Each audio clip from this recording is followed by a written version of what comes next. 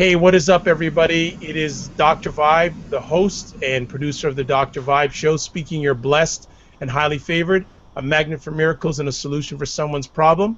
You can also catch me monthly as the host and co-producer of the monthly Google Hangouts for premium members at the Good Men Project, one of the most viewed sites for men in the world, averaging about 20 million page views a month. So, as always, we have nothing but wonderful people on the show tonight, and this young lady was introduced to me by a friend, V. Cherie Williams, who is the publisher, editor, the everything of Cuisine Noir magazine, a great magazine online and offline. Please check it out if you want to know about African American cuisine, travel, and leisure.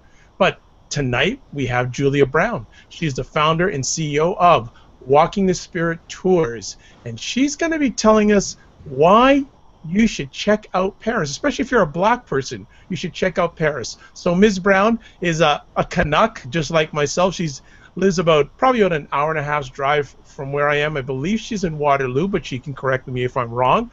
But welcome to our show tonight, Julia Browne. How are you? Hey, bonjour. I'm just fine, thank you.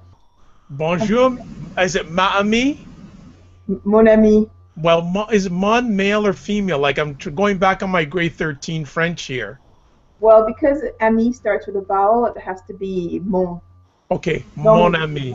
Yeah. Bonjour, mon ami. Comment ça va? Très bien, merci. Vous? Très, très bien. Très, très bien. And that's about as far as I'll go. I will say, je comprends la langue française un peu. That's okay. That's all you need to be getting the good graces of the French is the bonjour. Very nice. Well, that's good stuff. Well, before we get some insight on the wonderful world of Paris, can you just share a little bit of background about yourself?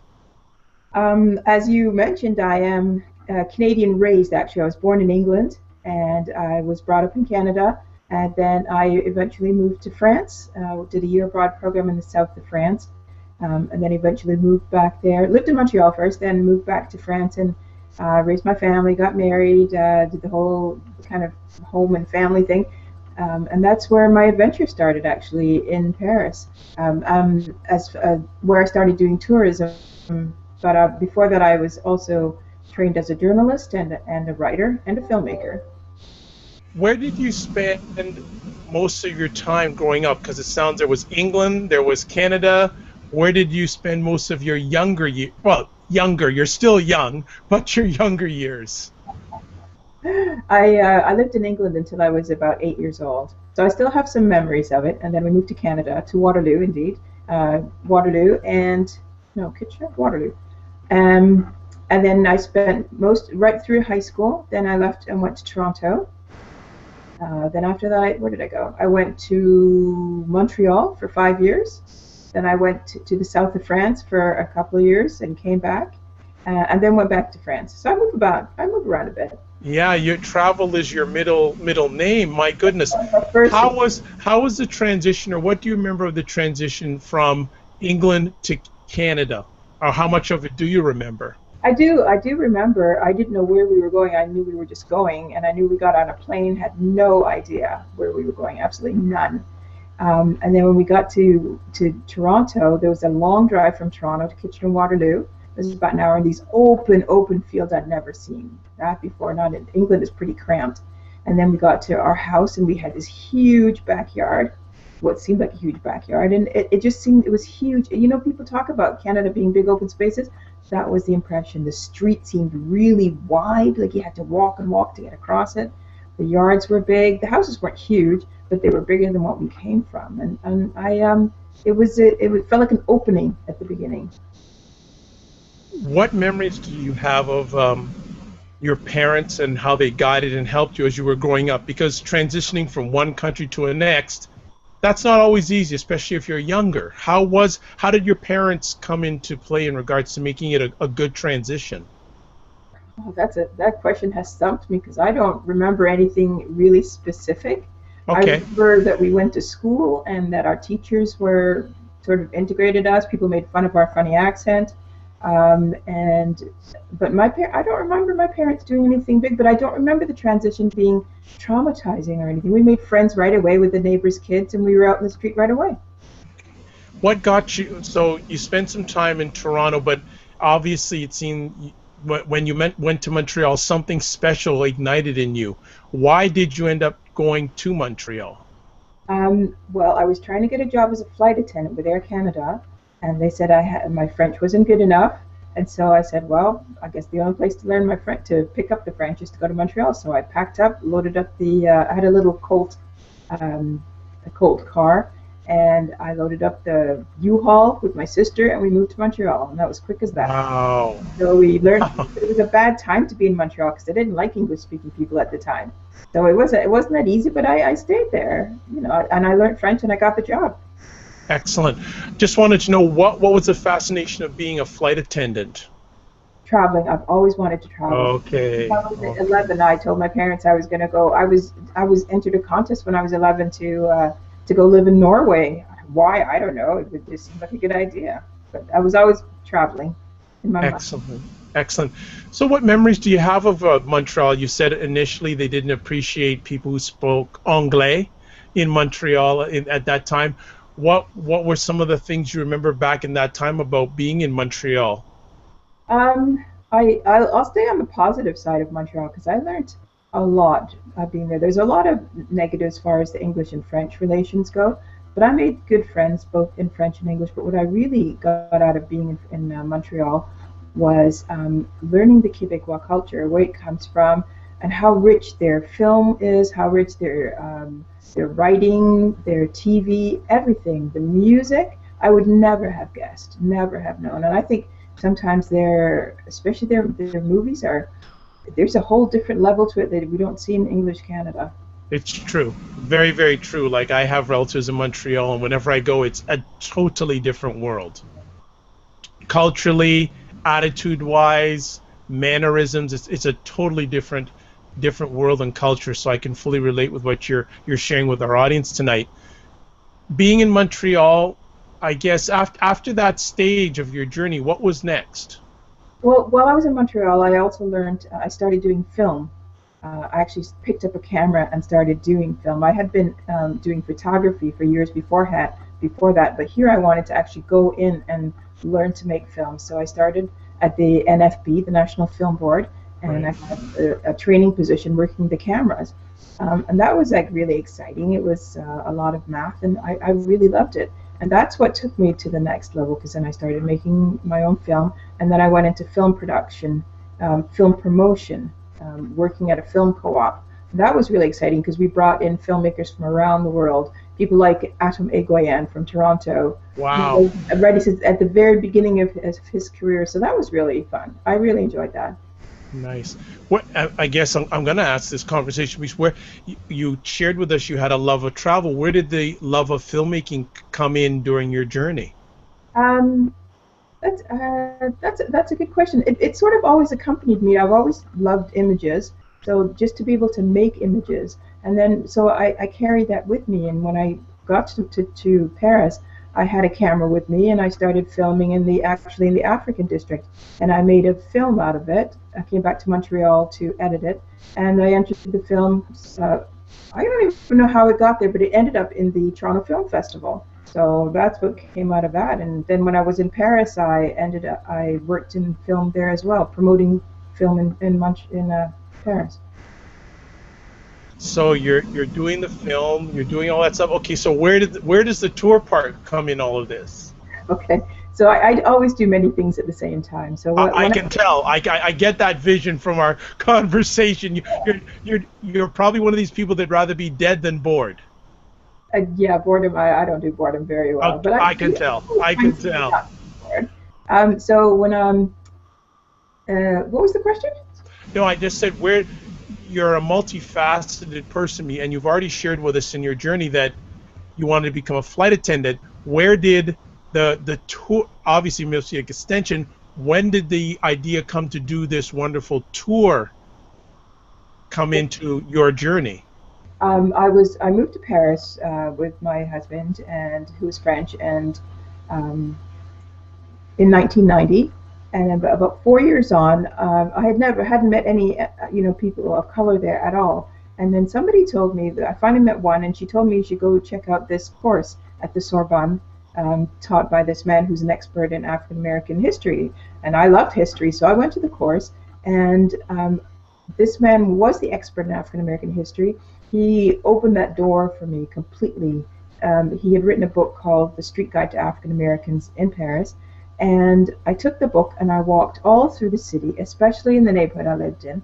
And I discovered that the writer Langston Hughes used to live right in that neighborhood. So I went over to the building and I snuck in and snuck upstairs to the sixth floor where he lived. And this is where he was writing his poetry. And it just blew me away. I'd studied literature in school, so I knew of Langston Hughes. And so I just started pursuing that. And then I started telling people what I was learning because I was researching at the same time.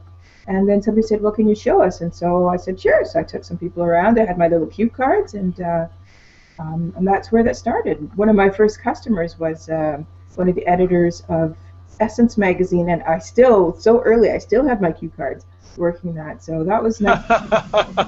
Do you remember the first time you pitched or presented your tour? Do you remember, or one of the early times you presented it to someone? And what was the reaction initially? Well, people were just like, wow, that's kind of unusual. And then people kind of latched down to it. People that lived in Paris because they had family coming over, and it was something for them to do, something different. But when I presented it first to a group I was part of called Sisters, everybody was just like knocked out. I mean, you could be walking through Paris and never, ever know that Richard Wright lived right here, and you pass this spot every single day. Or Josephine Baker did something here, and you just never know because there weren't any signs up at the time. So it was, and then French magazines got interested in it, and then so I tried to promote it. And it was before internet was really, people were really into internet. So I would send letters off to American travel agents, and I'd get the reply back, well, why would anybody want to do that? So, but then somebody from the Wall Street Journal got a hold of it, and then people started coming to me when they had the article in their hand, and my picture was in it, and they said, "Oh yeah, this is you." And, oh, they were thrilled. So, I did it because it was fascinating to me, and I just loved sharing that with people. Wonderful. So let me ask, from the time that you thought about this idea, and I'm one of my frequent conversation pieces in these type of conversations, from the time you thought about the idea till it actually got off the ground, how much period of time was in between those 2 points? A couple of months at the most. That's it. It was organic. It just kind of happened. I didn't think of it as a business. It was a long, long time before I thought of it as a business. I had a day job. I was teaching at a management school, and so it was something I did on the weekend, and it was fun. It was wow. It was just a fun. So when did you realize it was time to ditch the full-time thing and just focus on this? Oh, that took at least 10 years.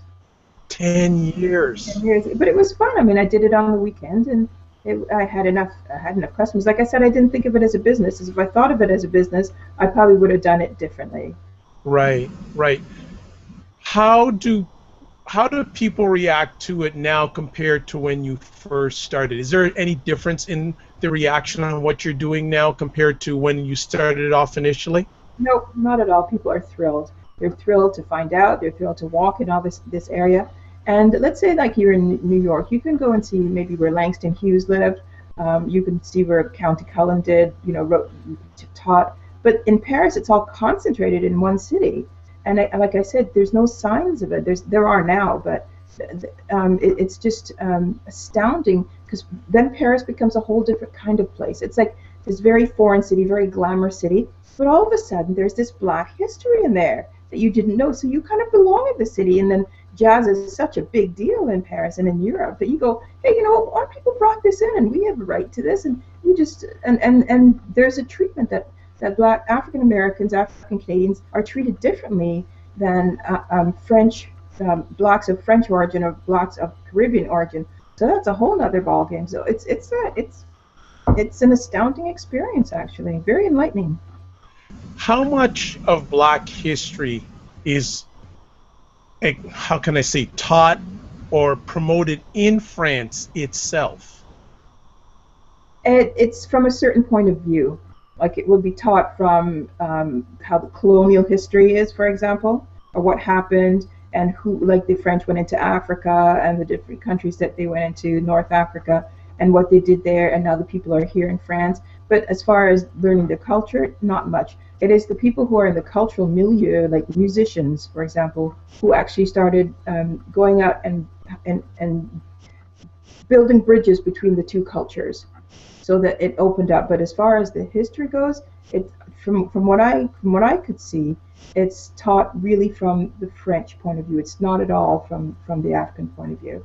And there's a discourse because of that colonial history. There isn't any.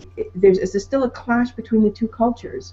So that colors the relationship between the French and the French Black, actually. Okay. When with your has your target audience or your demographic changed over the years, or tell our audience when you first started what was the demographic of your clientele, and has that changed at all over the years? For the most part, it has been African Americans. I get very few Canadians, and when I do, I'm absolutely thrilled. And then there are schools, like Americans, white students that are brought over by their schools, and more I start getting European schools and European travelers. But for the most part, it has been maybe I'd say probably 85 to 90%, 85% African American, and then maybe 10% white American. I used to have more white Americans actually than I have now. But there's still the interest. You have to build interest because people say, well, can white people do the tour? So it's a kind of thing. You have to actually put on your website, this is a tour for everybody if you're interested in Black culture or in jazz and you just want to learn history. Are you still excited about doing this now as when you first started? Absolutely, because I like I said, I have a short attention span, and if I'm not enjoying my work, it's not going to go well. So I still enjoy it because I'm developing it all the time. I started out with 2 tours. Now I've got, I don't know, at least I just put out a new flyer. I've got 3 pages of tours. Plus we do trip planning and we do itinerary building, which is what keeps it really interesting for me because now I really love to build itineraries. I've traveled through France. I lived in France for 12 years. And I love to get people out there and finding other things outside of Paris because, Josephine Baker lived in the south of France. So did James Baldwin. Nina Simone did as well. Richard Wright lived in Normandy. So did the artist Henry Tanner. So there's so many places to visit outside of France. And you don't go just because the African Americans went there. You go because there's so much in France to visit. How do people find out? Now, we're not coming to the end of our conversation, but how are people finding out about you? Because if I didn't know V. Cherie, I probably wouldn't have not heard of you. And I'm glad and I'm better off that I have. But how are people finding out? Has that changed over the years? It's an ongoing process. It's continual marketing. Like I said, when I started, there was no internet, so it was mailings, it was articles in newspapers, so you invited journalists, or you hope that journalists would come, and that worked well too. So the press has a large role, that you contact the press and they put articles out. But with the internet, that's made all the difference, and social media has really, really opened the floodgates. So it's just about me and my marketing efforts to make sure I get out as far as I can. And I have to admit, I haven't really been concentrating on Canada because I did try, and there wasn't a whole lot of interest there. And so you kind of go for where most of your clients are. Sure. You kind of go right there. And so that's where you go. And then you start appealing to groups, like to culinary groups like Cuisine Noire, or to school groups, or to groups that are interested in history and things like that. So you actually target, which is probably you. I haven't targeted you yet, but so just watch out, though. Okay. Why do you feel there's a lack of interest so far with Canadians?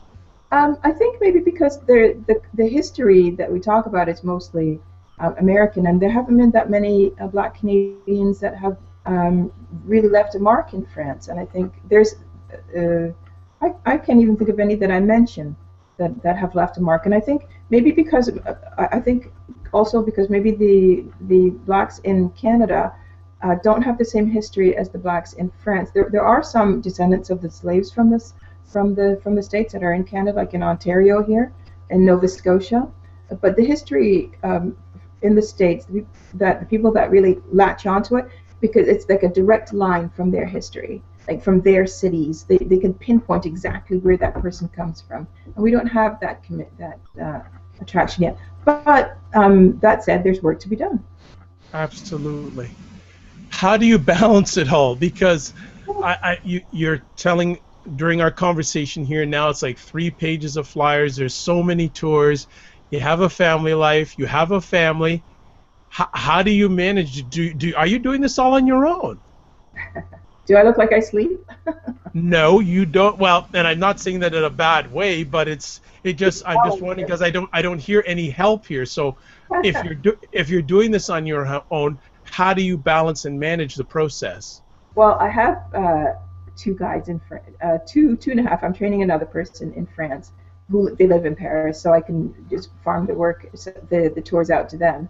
But on the administrative side, I handle most of the administration. I've just actually taken on an administrative assistant to help with putting the brochures together, helping with the trip planning and that.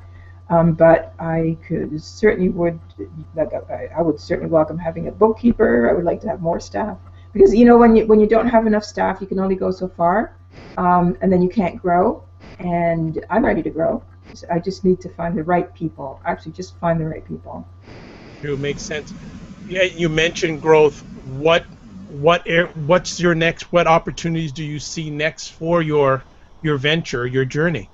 Doing joint ventures like with Cuisine Noire. So with Cuisine Noire, I put together this full 7 to 10 day trip for them, and worked with a destination management company to pull it all together. And then I'll propose that to other organizations and who are interests join. For example, people that are like wine clubs and history clubs, that kind of thing. So joint ventures is where I'm going.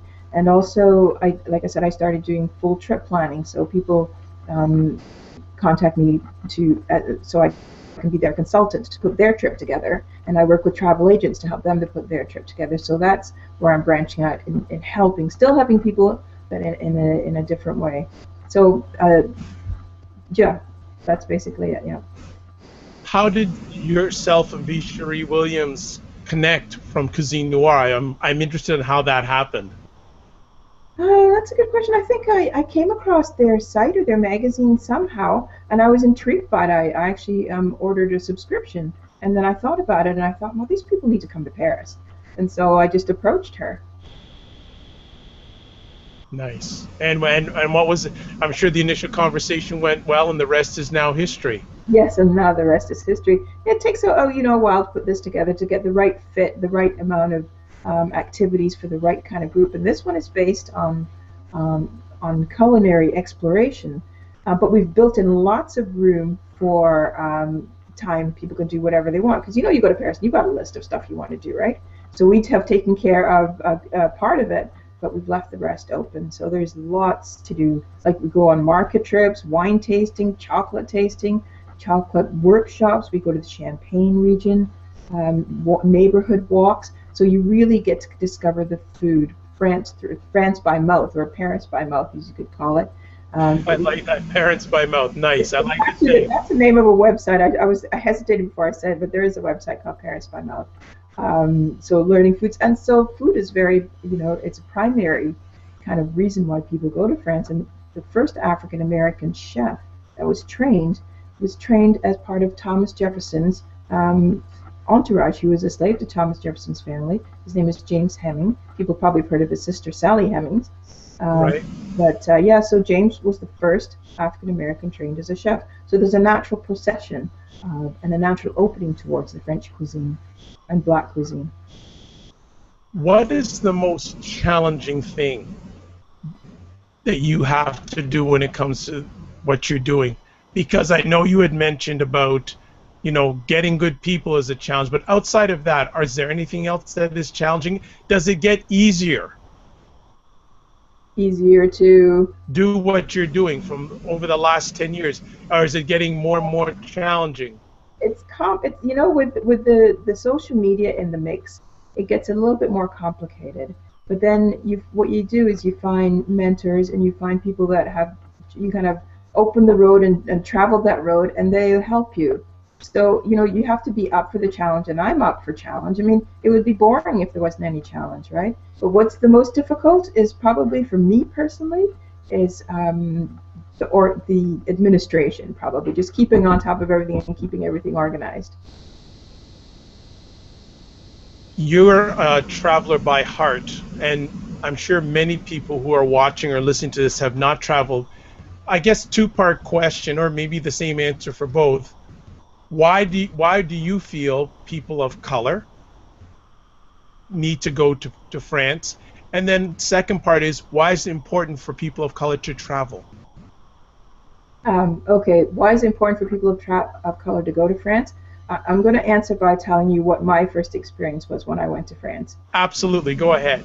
It wasn't my very, very first as a flight attendant, but when I went, I looked around and there were no black people. And I would go into stores and there was no, I didn't feel defensive. I didn't feel as if people were staring at me, but because there was nobody else but me there. I mean, I come from Canada, that wasn't that so unusual being in a small town, but there was a whole different vibe. And then when at one point the word Josephine Baker came up, and then people said, "Oh, we know Josephine Baker." So all of a sudden, there is a recognition that I recognize that there is a part of our culture that is really valued in France, and then you don't even you may not know that until you get there.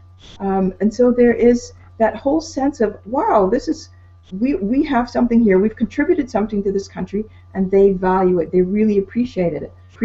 It's not the same vibe as when you're at home, not at all. So even if you're the only black person around, there is still an appreciation there. And again, like people like Josephine Baker have opened the path and have created a real interest and a real appreciation of the black culture. And the French do like African American culture. And it's everywhere, like rap. I mean, when first there was the jazz came in, and the young people in the 1920s took jazz as sort of their voice, and then rap and hip hop came in the 60s, and sorry, not in the 60s, in the 80s and 90s, and then the young people took that as their voice. So African American culture has had a real revolutionary role in the French culture as well. So there's that part too. And when you travel, and you get to feel that there's a whole sense of valor that you have of yourself. Okay.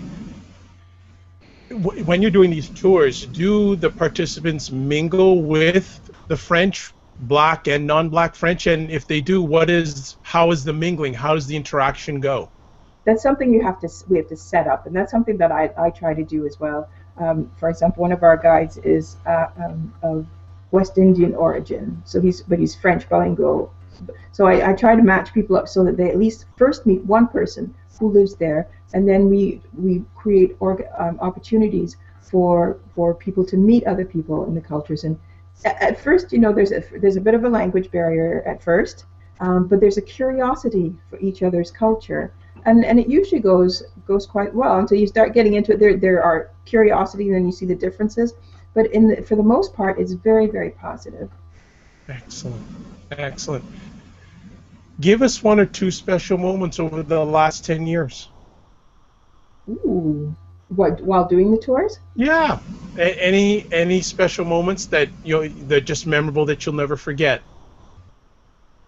I think probably the most, without even pinpointing one, the people that I meet. I meet people on the tours that I would never ever meet in everyday life. Sapphire, who wrote what was the book she wrote? Push, and it became the movie Precious. Yeah. Yes. Well, I had her on a tour, and I would never have met her in everyday life. We had Tom Joyner on a tour. These are people I would never meet, and even that are like at high levels in the government or in their organization. And we all come together because we have a common interest. And that to me is fabulous. I never would I meet these people, and it's very, very enriching for both sides. Do you have any competition? Oh yeah, I do. At first, I was the only one doing it. I was the first person. I was the person that created Black heritage tourism as a genre in France. It didn't exist at all before, and I did that. I was the lone wolf out there for the first maybe 10 years.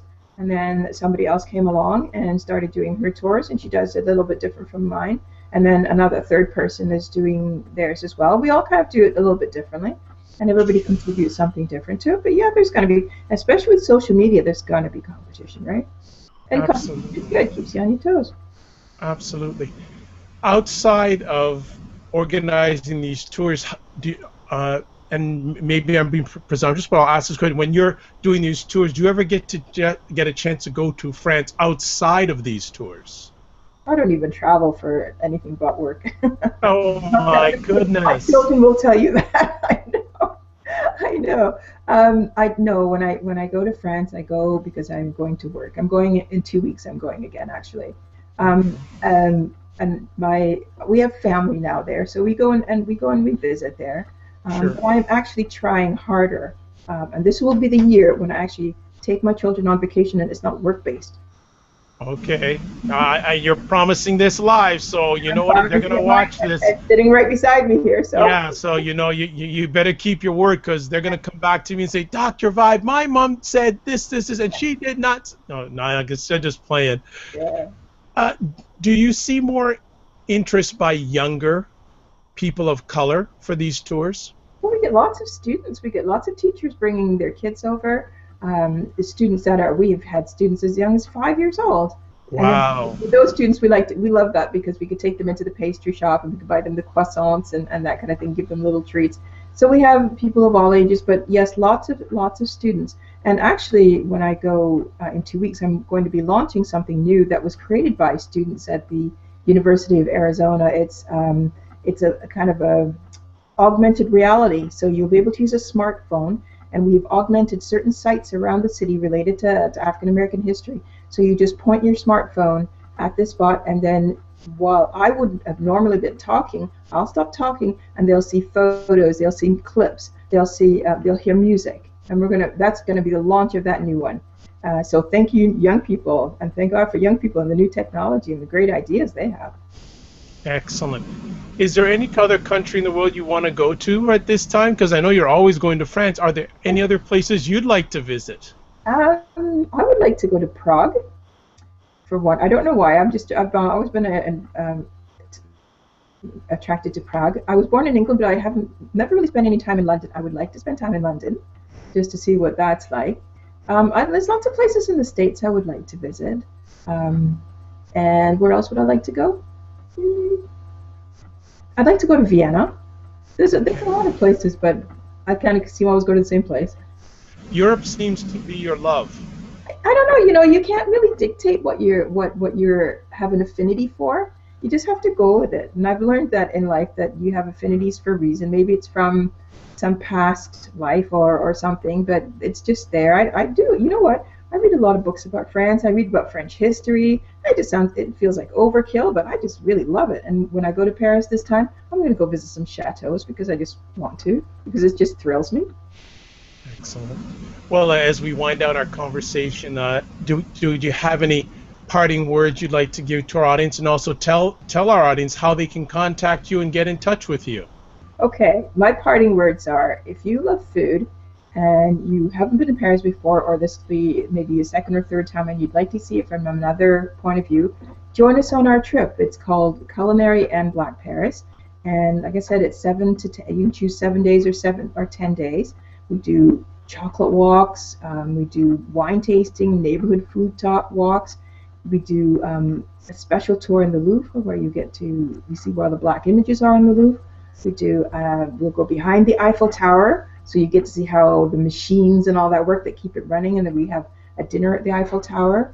All kinds of wonderful things. And of course, you will do our Black History tours with me leading. It's going to be fabulous, and it's all organized. It doesn't. The price is reasonable.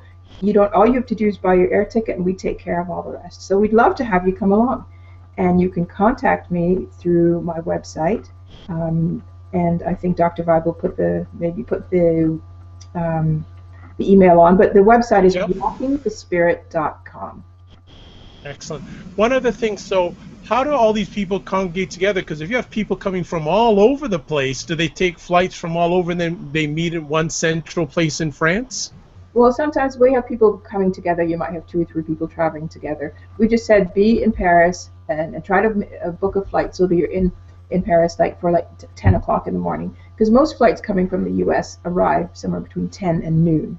So we'll have a bus there and we will bring people into the city from that. But if people have to come later, the program will really start the very next morning. So Excellent. Well, Julia, thank you so much for showing us, at least visually and verbally, well, verbally especially, the wonder of Paris. My parents have been and they enjoyed it.